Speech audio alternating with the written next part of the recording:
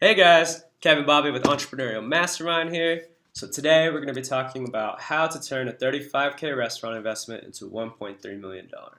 So it's not going to be a super detailed video, but it's going to give you the general gist of how we got started, the cost breakdown on that, and we are starting a course, so stay tuned for that and see you guys inside. All right, guys, let's get started. So I'm going to talk to you guys about how my team and I got started for 35K. So what we did is we invested into a food hall concept. And, instead of a traditional brick and mortar, you saved a ton of money. So I'm going to go and walk you through the pros and cons.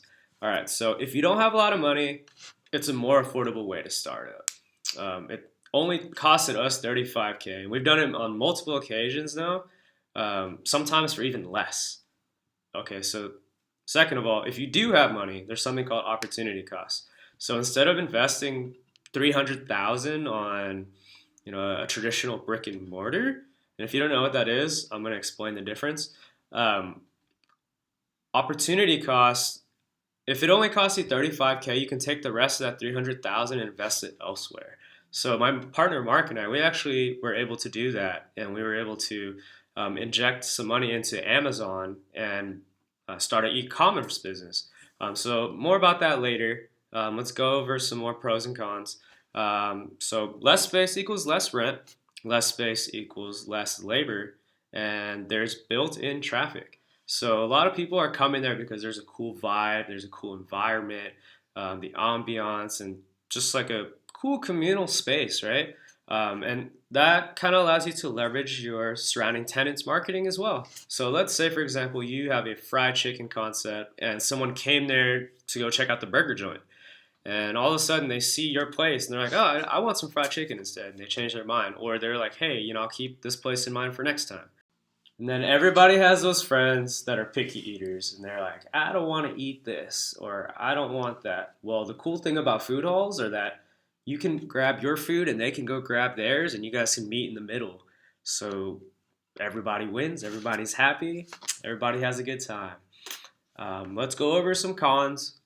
They're not a big deal, in my opinion, and I think it's a great way to get started. So, for me, I see it as a means to an end and a great way to profit and make some good money. So some cons that some people will point out, they're like, oh, that there's not your own seating, or hey, there's less personal connection. For me, at least I was like, I'm there to eat. I'm there to hang out with my friends. So as long as they have good customer service, I'm good with that. I don't need them to bring it to my table. I don't need them to check on me. I can self-serve myself. So that's not a big deal to me. All right, so for those of you that don't know the difference between food hall and food court, actually, let me change that right here. Let me show you what a food hall is not. So if you see here, there's McDonald's. It's a typical franchise brands, Subway, Sbarro. See another Subway right here, KFC, McDonald's. Kind of cookie cutter, plain and boring, right? It's 20th century old news. For me, food halls are the new thing, like the new kid on the block. Um, yeah, as you can see here, there's ambient lighting, exposed ceiling. Let me move it over for you a little bit. Check out the seating. Everything has personality. And over here in Krog City, this is a uh, food hall in Atlanta. So as you can see, the seating, it's market style, so the seatings are on the ends. So you grab your food and then you sit down. And then you got here Forks Market Food Hall in Canada. So this is a giant communal seating in the middle. You see the skylight roofing, these chandeliers. They have like really cool fixtures, like a bench in the middle. Super cool. They got like that garage door style. Kind of reminds me of New York. I've never personally been there, but just based off what I've seen in TV, super cool. It's got personality, but food halls typically are a mix of local chef-driven restaurants. Sometimes they have butcher shops, food-oriented boutiques that sell like special seasonings and sauces and stuff. Um, but yeah, um, In short, I would say these are pretty cool. Like, you should definitely hop on them. That's not even being biased. I'm going to show you the numbers on why it's easy to get started. So now that you know the difference between food hall versus food court, let's break down the cost of a traditional brick and mortar. So 1,200 square foot location, we spent about $300,000. I've never had a 5,000 square foot location, but just imagine a BJ's. That could cost you anywhere from 500K to possibly 750,000 to $1 million. This is just a general ballpark, so don't quote that. I only know based off of the 1,200 square foot location, so let's get into that. So construction alone, we spent 210K. FF&E, so if you don't know what that means, that stands for furniture, fixture, and equipment. So bar stools, tables, chairs, grills, fryers, ovens, refrigeration, things of that nature. We spent 40K on that. So then you need an architect to put the plans together and present to the city and the health department. That costed us $10,000. When you go to a traditional brick and mortar, you're normally going to get an appetizer plate, you're going to get silverware, you're going to get a bigger size plate for entrees, you're going to get bowls for salads. So those are things you can expect from brick and mortar to spend about 10K roughly. Then you need initial inventory and labor costs. I quoted about 20K for that. That's not necessarily true. That's just a safe number to go with. But you need something, a little bit of padding or cushion to get the ball rolling. Then security deposit, $10,000. So normally it's first and last month's rent. This isn't necessarily true. It can be negotiated.